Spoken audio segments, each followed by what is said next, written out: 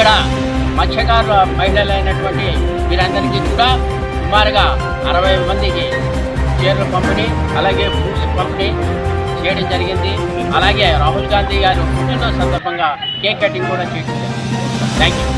నాయకుడుగా, యువకులకు స్ఫూర్తిదాయకంగా ప్రస్తుత భారతదేశానికి చదువుకున్న ప్రధానమంత్రి కావాలి అన్న పరిస్థితి ఏర్పడింది అంటే దానికి అర్హులు ఒకరే రాహుల్ గాంధీ.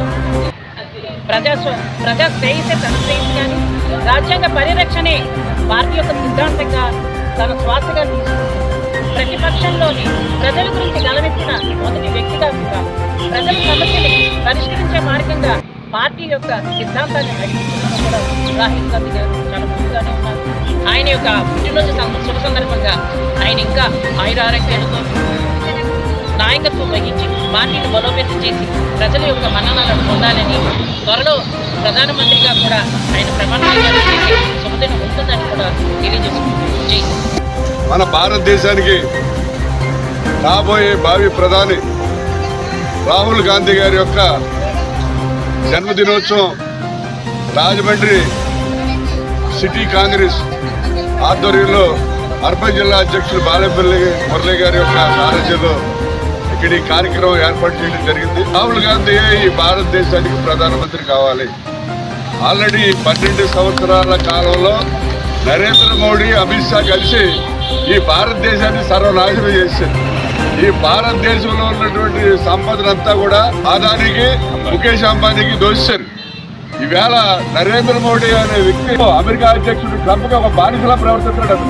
నువ్వు రష్యాలకి పెట్రోల్ కొనొద్దంటే మనం కొండం, లేకపోతే నువ్వు ఈ రకంగా చేయండి అదే చేస్తాడు. ఆ రకంగా ఒక బానిసలా ప్రవర్తిస్తున్నాడు. అటువంటి మనకి బ్రిటిష్ వాళ్ళు బానిసకి పోయినాయి కానీ అది ఇంకో బానిస వచ్చి భారతదేశాన్ని అమెరికాకి బానిసత్వం చేసింది. భారతదేశానికి వచ్చింది. మన పక్క చిన్న చిన్న దేశాలు బంగ్లాదేశ్ ఆకుండా పాకిస్తాన్ వచ్చి ఏరానికి అమెరికా వారికి మధ్యవర్తిత్వం వహించాడు. అందులో కనీసం భారతదేశం ఊసలేదు. ఈ రకమైనటువంటి పరిస్థితులు మన ఈ నరేంద్ర మోడీ వల్ల, అమిత్ షా వల్ల కలుగుతున్నాయి. మొదలే వీళ్ళందరూ కూడా మన కాంగ్రెస్ పార్టీ మొత్తం దేశంలో ఉన్నటువంటి యూత్ అందరూ కూడా విద్యా వ్యవస్థని నరేంద్ర మోడీ సర్వనాశనం చేస్తారని చెప్పి వేల మంది విద్యార్థులతో ధర్నా చేశారు. వాళ్ళందరూ వచ్చి ఎన్ఫోర్స్మెంట్ డైరెక్టర్ని, సిబిఐని, అలాగే సుప్రీంకోర్టు జడ్జిని, ఎలక్షన్ కమిషన్ని అందరినీ కూడా రాహుల్ గాంధీ ప్రధానమంత్రి కావాలి.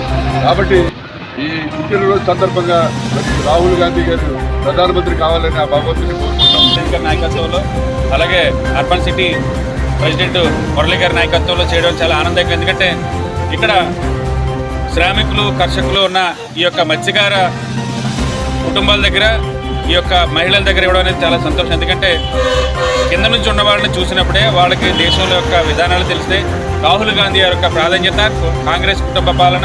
ఎందుకంటే ఇక్కడ ఉన్న వాళ్ళందరూ కూడా ఇందిరమ్మ గారి యొక్క ప్రభావం ఉంటుంది. ఇందిరాగాంధీ గారి మనవడు వస్తున్నాడంటే రాహుల్ గాంధీని ఆదరించండి, ఓటు హక్కు కూడా వినియోగించుకొని తెలియజేస్తూ నమస్కారం.